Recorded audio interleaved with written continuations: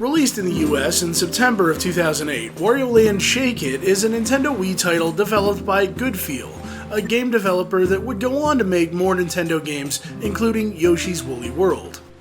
When it comes to gameplay, at first I didn't give it a lot of thought. It's quick to see that there's a nostalgic feel to the controls as you hold the Wii remote like a classic NES controller. There are occasional reasons to shake the controller, which is a nice implementation of the motion controls without making you feel quite as dependent on them as many other Wii games usually do. It's a fair trade for most players, and they can play without feeling too absurd. But the more I think about it, the more the game actually controls like a very traditional Wario Land game. They weren't wrong when they brought the name and the entire franchise to the Wii. If you've played the other games in the series, Wario's jump feels familiar, his dash is still there, the colored blocks which can be toggled on and off to help you reach certain areas, it's all there. You really do feel like you're playing a no-compromises Wario Land game.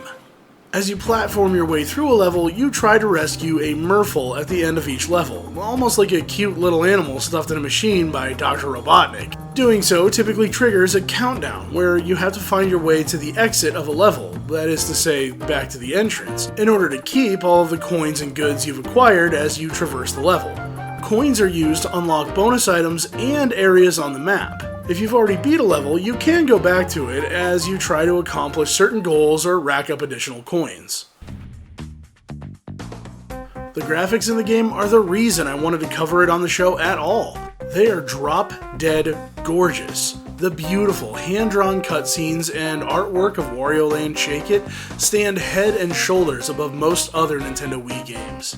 Characters, including the returning Captain Syrup, look fantastic, and the sprite work layered on top of the wonderfully detailed backdrops are a visual style I just can't get enough of. Cuphead gets a lot of credit, but games like this are a stark reminder that hand-drawn sprites did exist before, and always stand out among their peers. The music is wonderfully varied. I believe every level has unique music, and it's fun and catchy. It doesn't always fit the level that well, I admit, but I almost don't care because of how good the music is on its own. There even seems to be some callbacks to things like Donkey Kong Country, so it's hard for me to have anything negative at all to say about the soundtrack. In Wario Land Shake It, however, the sound effects could have used a little more attention. The small amount of variety doesn't necessarily grind on you, but they could have done a better job of increasing the number of samples used in the game. I know that Wario doesn't exactly have a lot to say, and there weren't a ton of characters, to be honest, for him to interact with. But given that they had Charles Martinet himself, why not record more than a few grunts? I suppose it's possible they were working with existing sound files, but still, a little more variety would have gone a long way. And that brings us to the story of Wario Land Shake It. I'll play a somewhat edited down version of the intro in the background as I continue to talk, because there's no dialogue anywhere in the game. I checked the manual to see if it fleshed out the story, but I didn't find anything there at all. That's always disappointing for me.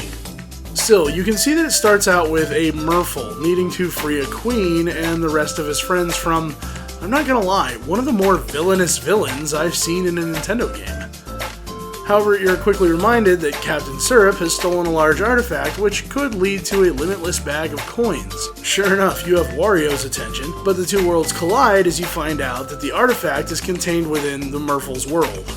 Wario shrinks himself down and works his way through the world to collect all the coins. If he happens to rescue some Murphle folk along the way, that's just a side effect of his quest.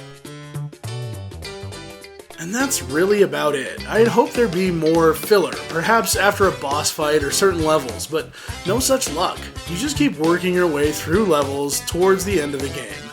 And remember how I mentioned that there weren't very many enemies? While that can be true to form of a Wario Land game, if you aren't expecting it, it can make this game a drag. There isn't that much platforming, and it's not much of a puzzle to figure a level out, and if you're trying to rush through the game, you can do so without collecting most items. You can work your way back to find special items or more coins if you want, but it's mostly player versus level, and boss battles are little more than working out the right timing on an enemy. If you're coming for the story, you may as well sit this one out. It's a stroke of luck that Wario Land Shake It is truly a gem to look at though. With astonishing visuals and gameplay that isn't bad as long as you know what to expect, I encourage everyone to give this game a fair shake to see if it can make up for our story so far. Hey everybody, thanks for watching episode number 74 of Our Story So Far TV.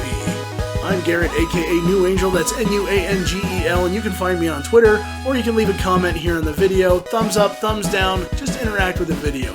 I've been teasing that something new is coming to the channel, and it's still on its way, just not ready yet.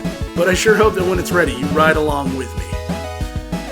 As always, if you want more of what you saw, you can go to ourstorysofar.tv.newangel.net or ourstorysofar.tv. I still own both, but those .tv domains, man, they are expensive. And in the meantime, you never quite know what to expect, so be on the lookout next week for another video, and in 2 weeks for another episode of Our Story So Far TV. Until next time, take care of yourself.